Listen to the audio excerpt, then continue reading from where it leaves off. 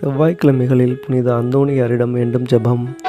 அருள்மிகு புனித அந்தோணியாரே, கிறிஸ்துவின் அன்பை உலகுக்கு அறிவித்த மிக சிறந்த போதகரும் அற்புத செய்பவருமானவரே, எங்களை அன்புடன் நோக்கி அருள் புரிவீராக. இழந்தவற்றை மீட்டுத் தரும் கருணை நிறைந்த தந்தையே, எங்கள் வாழ்க்கையில் இழந்த அமைதி, நம்பிக்கை மற்றும் மகிழ்ச்சியை உமது பரிந்துரையால் மீட்டுத் தருவீராக. துன்பம், கவலை, கடன், நோய் மற்றும் குடும்ப சோதனைகளால் போராடுபவருக்கு ஆறுதலாக இருந்து எங்களை எல்லா தீமைகளிலிருந்தும் பாதுகாத்தருள்வீராக.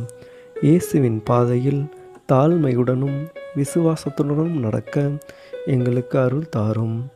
தேவனுடைய சித்தத்தின்படி வாழ்ந்து புனித வாழ்வை நடத்த எங்களை வழி நடத்துவீராக. எங்கள் வேண்டுதல்களை எல்லாம் கருணையுடன் கேட்டு